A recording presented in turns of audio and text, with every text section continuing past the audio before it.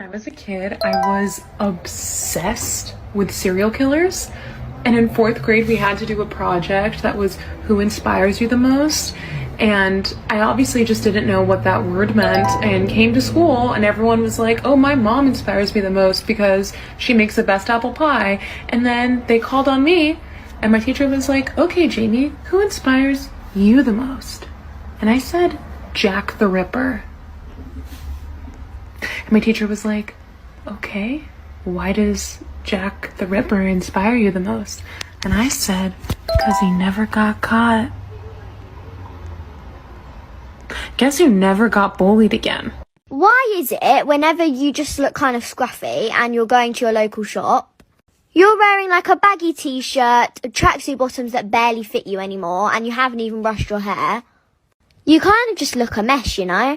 And then you walk into your shop and then like half of your class is there. It's like, why? So you decide to go to another shop. Guess what? The mean girl's there. And then you see the office lady. Please just go home and come back when I'm not there. This is definitely not aimed to anyone who friend requests me. You know when you're just playing Roblox on your phone or your iPad? You're playing Tower of Hell and you're doing really good. You're the highest in the tower, you haven't died yet, and everyone is dying behind you. So you're just like happy and chilling. Until you get a stupid damn friend request. I'm just raging thinking about it. But that damn friend request is just covering the jump button. And you thought you were gonna jump, but instead, you pressed decline. And then you fall. Or you die. I mean, why can't the friend requests come at the top, not in front of the jump button? I just don't want to die when I'm in first place.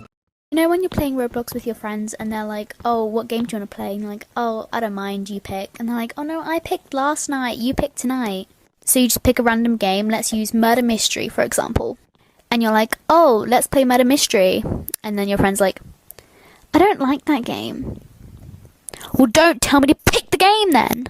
If you don't like the game that I want to play, don't ask me to pick the game in the first place if you're not gonna play the game I want to play. So then you suggest another game, like, oh, let's play Royal High. I don't like Royal High. No. If you want me to pick the game, you gotta be happy with the things that I tell you. You gotta be happy with the game that I pick. Because if you're just gonna say no to all the games that I pick, what's the point in asking me to pick? Chloe, I know you're probably gonna see this, and I know you're listening to this. I will come for you, and I will find you. Guys, is it just my parents, or is it like whenever I'm trying to ask them a question, sometimes they don't even have the audacity to answer because they're too busy looking at a random Facebook post on their phone. And then what's like really annoying when they just randomly say yes or no, and they don't even listen to the question. Like, stop leaving me undelivered. Just answer my question. Just listen. Also, what's really annoying is when you're like in class. Like, if you're ever being noisy in class, the teachers tell you, oh, be noisy at like lunch or something. And then at lunch in the cafeteria, they literally tell you to be quiet. Like, I don't get it. Also, what are you expecting? For it to be dead silent when there's literally over like 100 people in the cafeteria? I know that I cannot be the only one where you're in school and you literally like break your arm or something, or like your knee is split open. There's literally blood everywhere and you're in so much pain. Like, you've literally just broken a bone. So then obviously you're going to go to like the school nurse or medical room or whatever.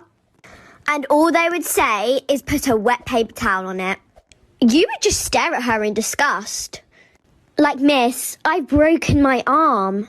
Are you seriously just going to sit there and watch me hold a stupid wet paper towel on it?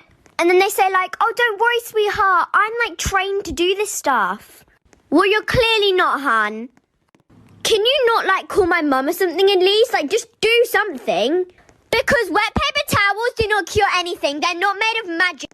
Alright, let's be honest here. Did school even exist during COVID times? Like, we would have online school. I didn't even need to wake up to get ready or anything. I was just in my bed the whole time, and I woke up like 2 minutes before school started. The real thing that's scary is when the teacher calls on you and your face is a mess.